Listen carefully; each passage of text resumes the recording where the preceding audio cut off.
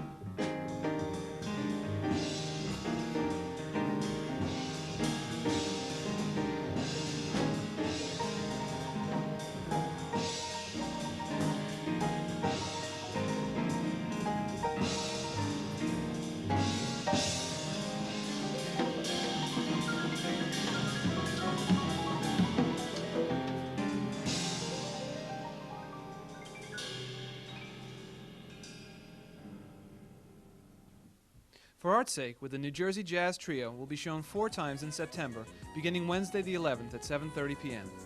Now let's join Ken Shalhoub for Health Facts.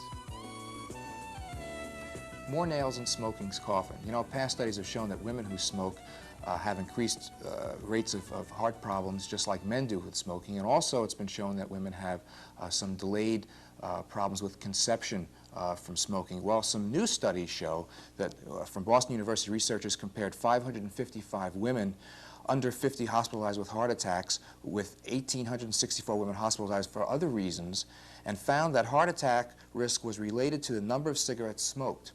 Women who smoked 1 to 24 cigarettes a day were 2.9 times the risk of non-smokers, while women who smoked 25 or more were 10 times the risk. Recent use of oral contraceptives substantially augments this problem as well. Well, further studies also show in another report that though the overall proportion of smokers in the United States has gone down, the number of young women who are smoking has actually gone up. A report from the National Institute of Environmental Health Sciences in Research Triangle Park, North Carolina indicates that these women are more likely to have problems conceiving a child. In a study of 678 pregnant women, they found that 38% of the non-smokers had conceived in their first menstrual cycle without contraceptives, compared with 28% of the smokers. So I guess really the message here is women, stop smoking, as well as men. Thanks for watching Health Facts.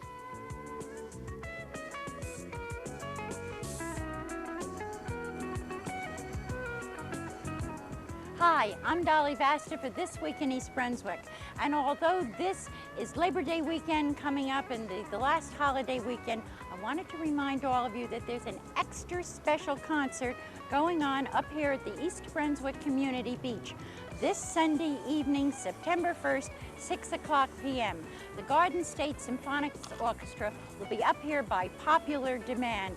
So why don't you gather up the family, a blanket, a lawn chair, come up for an afternoon of swimming and stay on for the music.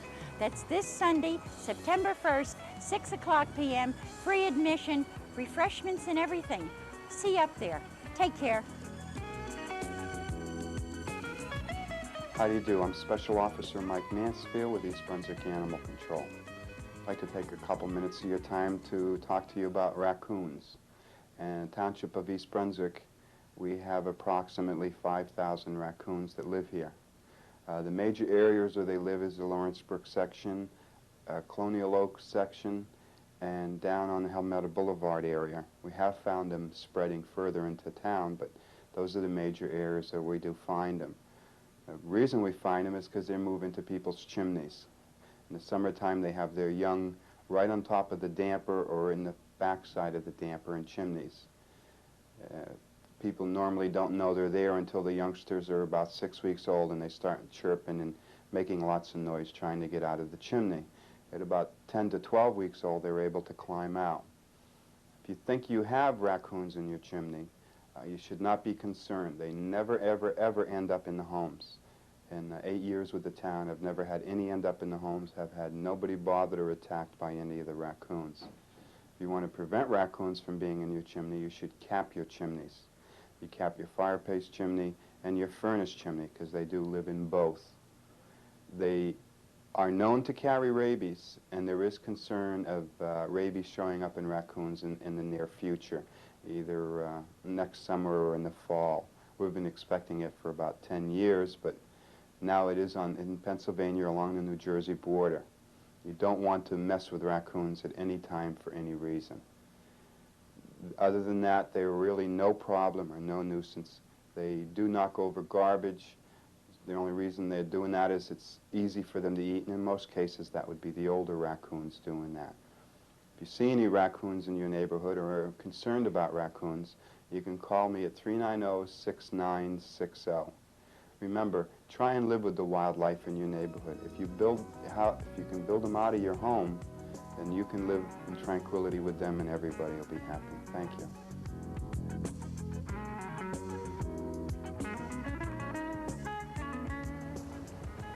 Hello, and welcome to Consumer Aware.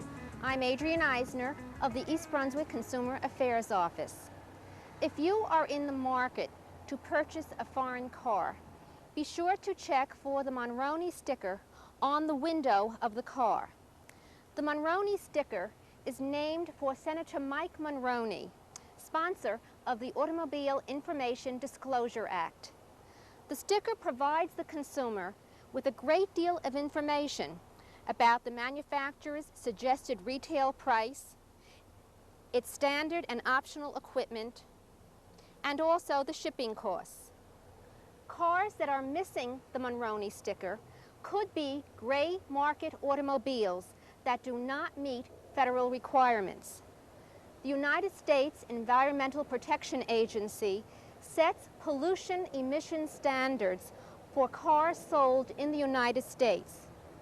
Also, the United States Department of Transportation sets safety standards involving the windshields and glass, the performance of headlights and other equipment, and also the impact resistance of doors. Cars without Mulroney stickers appear to have been sent here through Guam, Puerto Rico, and the United States Virgin Islands. The Division of Consumer Affairs is also investigating reports of Japanese cars being imported through Panama and Canada. So remember, look for the Mulroney sticker before you purchase the car. It should give you assurance that your car meets United States standards. If you have any questions about the purchase of a car, please be sure to call us at the East Brunswick Consumer Affairs Office. Our telephone number is 390-6954. Thank you for joining me on Consumer Aware. Hope I'll be seeing you again next time. At this week's Township Council meeting, the Council turned down a resolution on first reading that would have provided $2.3 million to improve and extend Renee Road between Tice's Lane and Route 18 near the Edgeboro Road intersection. The financing of the improvements and extensions was to have been shared by the Township and the private developer, United Condos.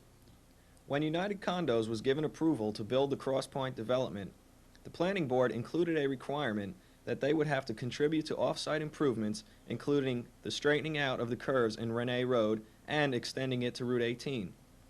Township Attorney Bert Bush told the Council that it was his understanding that the Township will be sued by United Condos challenging the requirement. The vote by the Council was 2 for, 2 against, with 1 abstention. Also, Councilman Louis Becker announced that he was joining the lawsuit brought by the vendors of the Route 18 market against Multi-Merchandise Marketing Company. I wish to announce that I have agreed to join in a taxpayer suit on behalf of the Township. I wish to announce that I have cooperated with the proposed attorneys. I wish to announce that I have requested a legal opinion as to my duties as a councilman, and that I have been informed that if there is a possibility of recovering past or future monies, I have the absolute obligation to so do. That's all for this week. Thanks for watching.